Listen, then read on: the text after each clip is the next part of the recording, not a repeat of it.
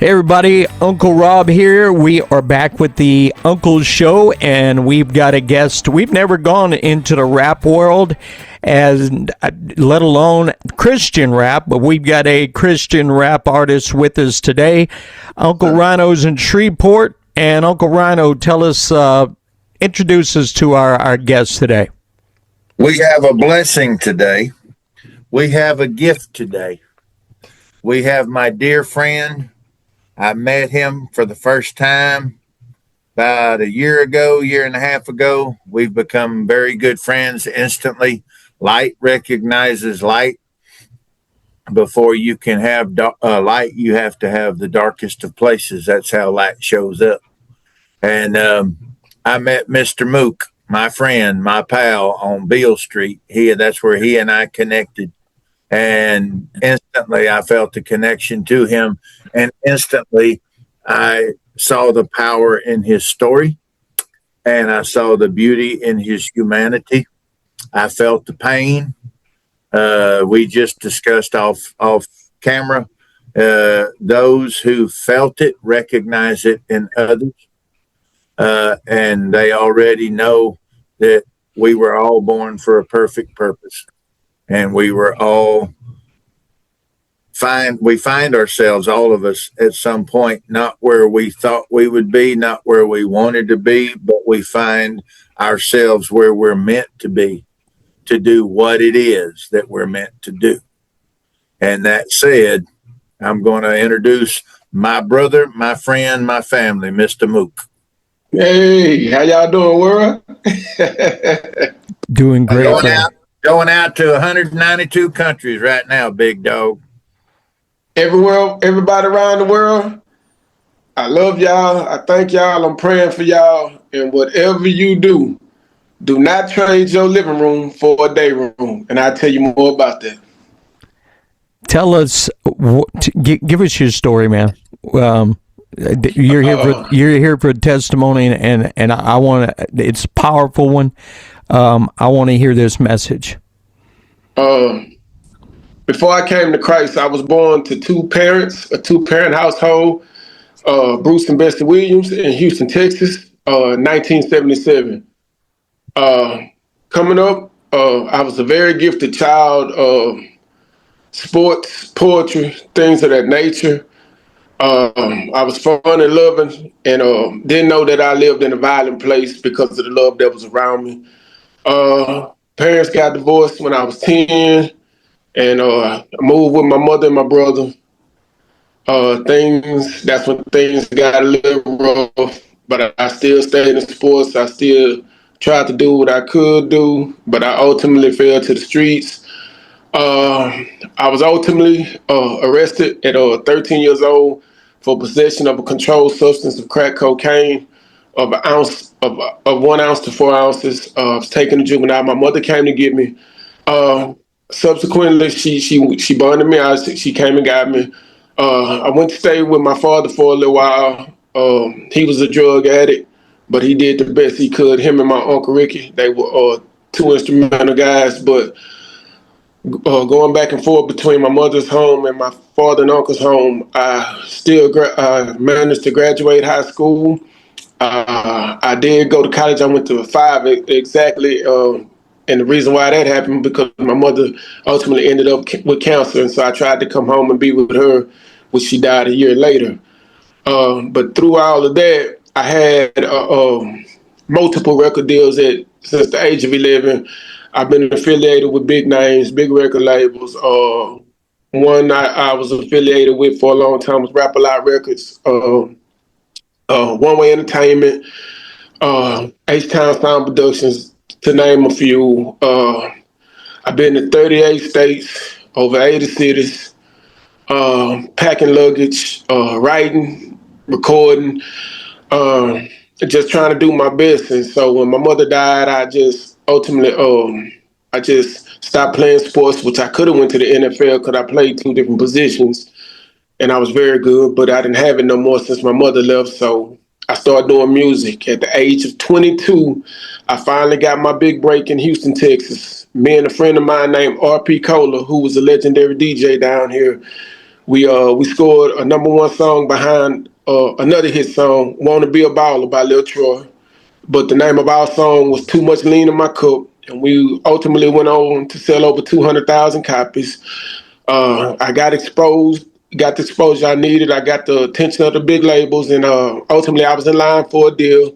That was a 7-figure deal, but I had financial problems, stemming in my personal life, and when that happened, instead of leaning on Christ, I went back to my old ways, and that's robbery, and I ultimately went on a spree, a big spree, and I was caught and arrested, and I was sentenced to 40 years, two cases, 40 years to be served concurrently, and also I had to fight a capital murder, which I beat because I had no part in, and I was sent down to the Texas Department of Criminal Justice System, and I was sent there and stayed there 21 years, 3 months, and 3 weeks.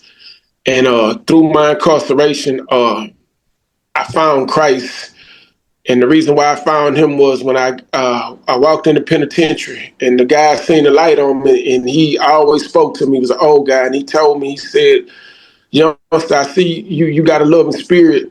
How much time you got?" And I said, "Don't matter. I never get out of here."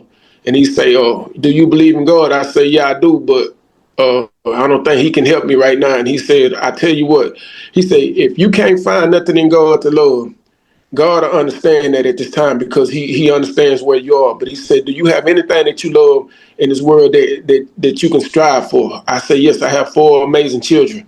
So he say, "Strive for them, make them your reason to get out." He say, "God get it on the back end, but you're gonna understand, because it's one guy's job to plant the seed, it's another guy's job to water the seed, but ultimately God get the increase." So I did what he told me. And when 10 years, 11 years, 12 years went by, I finally started taking spiritual classes. I went to a faith-based dorm. I started getting my legs under me, and I started living. I started living for God. I didn't have to live for only my children anymore. I love my children, but when I read in the Bible, it says that God is a jealous God, and that He is first in your household. He is first in everything. So I started putting God first, and my kids were coming to visit. My kids were flourishing, and today I got 3 graduates with bachelor degrees, teachers and representatives and sports medicine doctors, and I got another daughter that's going to get a degree to be a doctor. And so I had to find God through all my mess in the penitentiary. It's killers, it's all type of people, but those people are all broken people, and all those people are not representative of the crime. Just like, even though I committed robberies, I never tried to hurt nobody. I was just trying to pay my bills, and so God brought me out of that as I went through the ministry. My 19th year. I got tapped on the shoulder to be in the rap show ministry over there because of my history in music, and we had uploaded some videos to YouTube that are Rural Ministries 1667. They came in and were nice enough to bring equipment, and we went viral, and people were seeing it all over the Department of Correction system, and it was just the love that was coming in on the tablets and the shows, and so. I just knew He delivered me. And in the time of that, my 13th year, I wrote a song called "I Waited My Time." And I didn't know that I was prophesizing my coming out in 8 years later, but I wrote that song and I held on to it. And when I got out, the world was new to me. A friend of mine that had put Lean in the Cup out for us, Mr. Eddie Corral, he gave me a ticket to Memphis, Tennessee. I never forget. And he told me, he said, I couldn't do nothing for you all those years down there because I didn't know how. But he said, I believe this is your time. He said, go up there. So 5 months out of prison, not a dime in my pocket, just relying on the people God sent around me. I took faith and I caught a flight. And I met Mr. Rhino, and this man, this great man, he hugged me. When he seen me, I shook his hand, and he just hugged me. And it was scary at first, but he hugged me, and he told me I was gonna be all right. And when I got on that showcase to get on the stage and I'm listening to all these wonderful people about their lives, I didn't know how a life of being incarcerated, being neglected, being talked down to like you're not significant, like you're not nobody at all. I didn't know how that was going to translate over. And when they heard my music, Uncle Rhino, I seen he just looked, and when he heard my whole testimony, I got off stage. He said, I want to help you. He said, I want to help you channel that pain. I want you to use that encouragement to help somebody else. And so that's the ride I'm on. Well, I know my job. I do my job. You keep doing yours, and we'll see something beautiful for a lot of other people. Yes, sir. man, I'm touched by that. I'm lost for words. I'm not usually lost for words. I mean, I appreciate you sharing that with us, man. Yes, sir. And correction, Rob. The Uncle Show is a new entity. You and I were just discussing that. We're only 5 months old, and we've got multi-Grammy winners, #1, multi-platinum artists. We're already bringing them in. Super excited. Rob, you want to tell them who we've got next Monday? Next Monday, folks? man, I tell you what, we worked for these guys to get these guys a while. The schedule didn't permit. These guys, I grew up listening to these guys. They are like country music icons. The Bellamy brothers are coming on next week. Very much looking forward to sitting with Howard and Dave and picking their mind, man. I mean, again, I grew up with that, and you know, Rhino, we talk about it a lot of times off camera, man. I mean, we're interviewing all these people that made me fall in love with country music. Every one of them, man. I mean, the Kentucky Headhunters, Deborah Allen, all of them.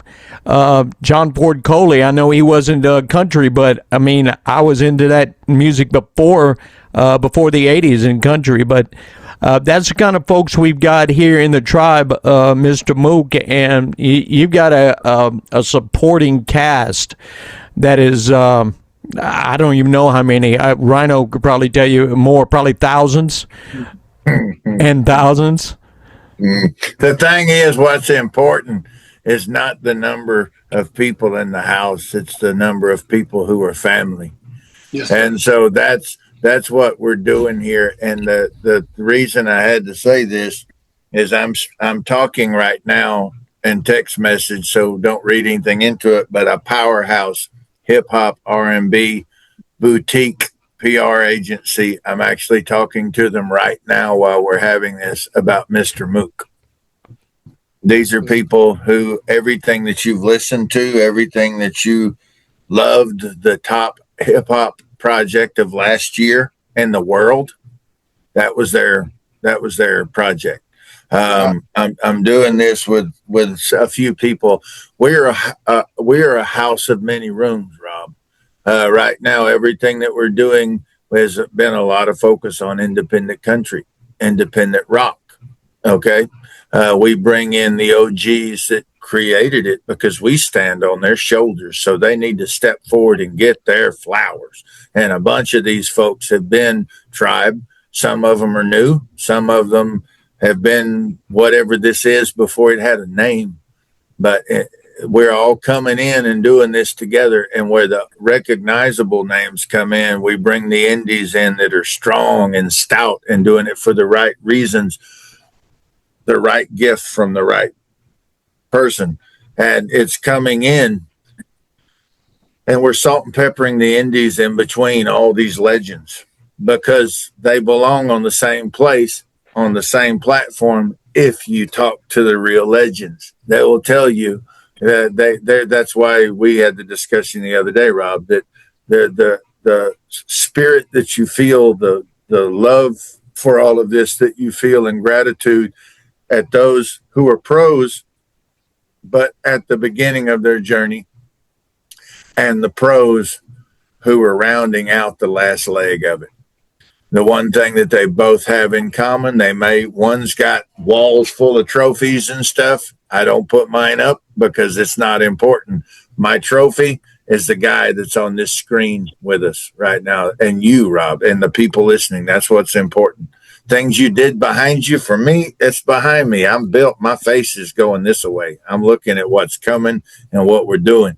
The thing is, it's that way too. That's what excites the OGs. It's not about what we did. They get tired of talking. They appreciate the respect, but they get tired of talking about a lot of it. They want to talk about the stuff they're doing right now and stuff that like Mook is doing.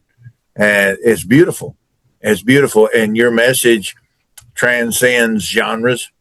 It transcends backgrounds, demographics. It's a universal message of, man, I screwed up here. Man, I didn't screw up over here, but life just beat me down. Over here, I screwed up and life beat me down. And through all of it, I'm still standing because my only deadline is my obituary. And between now and then, I've got stuff to do. We got miles to go before we sleep. So, see, right now, Mook, you've got all these people listening to this radio show. What would you say right now to an 18-year-old kid who is on the streets, doesn't know nothing but the street? What is your advice to him so he doesn't make the same mistakes, man? I would say, sir, ma'am, young man or young woman, stop, please. If you believe in anything in this world, whether it's your OGs or your friends, if you're not listening to your parents or anybody that's close to you that should matter, listen to them. Stop. Turn around. Go get you some help. If you got to go to a shelter, go to a shelter. If you got to go to a family member that's hard on you, but they have the resources to help you and they trying to make you a better person, swallow your pride. Do everything that I didn't do to make yourself better, because had I just went and talked to an aunt of mine, I would have turned out a whole lot better. But pride will kill you. Stop. Seek you some help. And always remember, it's not too late. It's not too late. I sat in the box 21 years. I had to watch my kids grow like flowers. I had all these questions in my mind. What could I do and what could I say to the next person before they could make a mistake that I did? And I always told my kids, I say, you are better than this. You are better than me. You are my heroes. And they keep quoting back to me everything, my accomplishments, what I did. And I'm their hero. And I say, no, you're my hero because you didn't take the road that I took. You didn't go down there and get a criminal record. Whatever you have to do, don't give up on God. I died 3 times in the penitentiary dealing with a diabetes situation. I wasn't a diabetic before I went down there. But God, this is a story that goes along, Mr. Rob, with what you're asking me. I promised God that I was going to go to the faith-based dorm. I did. And at that time, a lawyer came and seen me. He said he could help me with my case and help me get out. And so I didn't know that was the devil in disguise. So when I left out of there, after listening to that promise, a guy walked up to me, hey man, you gonna come to the faith-based dorm or you gonna come? I say, no, not right now, man, because I got something going with my case. And so by me delaying what God had for me back then, that might have would have got me out back then, I took a shortcut relying on man to get me out based on my case. And you know what happened? It took another 15 years to come to fruition, to get out, to come home. But during that time, 2 weeks later, after I talked to that guy in the hallway, I went from 220 to 175. I didn't know why I lost weight. I didn't know why I was always thirsty. And come to find out, I was a diabetic. And they rushed me to the hospital. My sugar was 505. I had the sugar of 4 different people in my body, including my sugar. And so on the way to the hospital, I died. They resuscitated me. They brought me back. But before they brought me back, they called the unit I was on, which I had a family member on with me. They told him I had passed away. They told the whole unit I passed away. A whole unit cried for me. I didn't know God had this much love for me to make a penitentiary of killers, rapists, murderers, anything, and make them cry for me, little me. And so when they revived me back, they had me in the bed, and I remember it was an old woman. I never seen her again, but I seen her when they got me stable. She put some food on my table, and she came back with a small brown Bible, and I remember that Bible. And so I started reading that Bible, and I gave my life back to Christ that day. And so I left the hospital 3 days later. When I got to the back door of the prison, aneurysm, I didn't know it. As I was walking to the infirmary through the back gate, an aneurysm was coming through my leg to go up to my heart to kill me. I didn't know. My chest seized up. I didn't know what was going on. I fell on the ground and I balled up into a little ball. The nurse came out there and said, "We don't get him back to the hospital in 5 minutes, he's gonna die." So I go back to the hospital. I passed away again on the way to the hospital, but they bring me back. And so when I get inside the emergency room, the doctor didn't know how I survived. He kept asking me, "What did you do? What did you do?" And I said, I heard a little still voice that told me to lay down on my back and ball up in the ball. Now, I don't know how many people gonna believe that, but I don't know you. I don't got no reason to lie to you, and I don't run from no man, and I don't take no water. So I have no reason to lie to you. I'm telling you a true life experience. And so I went through that. I get back to the unit. About a year later, guards were denying us to go to insulin. They were denying us. And I went back and I laid in the bed, not knowing my sugar had risen for some reason. It was 550. They had to rush me back to the hospital, and I passed again, and they brought me back. And I say that to say this. I never gave up, because when I was praying for myself, when I came back to my mind, I'm praying for myself. God told me, don't pray for yourself. Pray for somebody else. I got you. He said, you're going to be my testimony. You're going to be the one that's going to show everybody what I can do. What I can do. And he just told me to go out and help. So I got out and I started trying to get my fans back. So I went back to secular music for a minute. And my wife, who I'm married to today, Miss Ashton Haynes, I love you, because she told me, she said, I know you're trying to get your fans back and you're going to go to your Christian album, but if you keep going this way, I cannot follow your ministry. I will not follow your ministry. And I called my friend. I told him I can't do that type of music anymore. It's all gospel. And I remember what Uncle Rhino said. He always told me, he said, be you and do what God called you to do. And I put together an album, 8 songs, and it's a daily bread. It's a life story for what the world is going through. And it's called Mr. Mook, I Waited My Time. And it's available on all platforms streaming. And if you listen, you will hear the message, you will hear the solutions, and you will hear everything that you need to do for that 18-year-old boy or girl, or whether you're a father or mother with children out on the street. Don't give up. Go get help. It's no shame in going to get help. When you say, I need help, God will activate. And when he activates, he's going to show up and show out.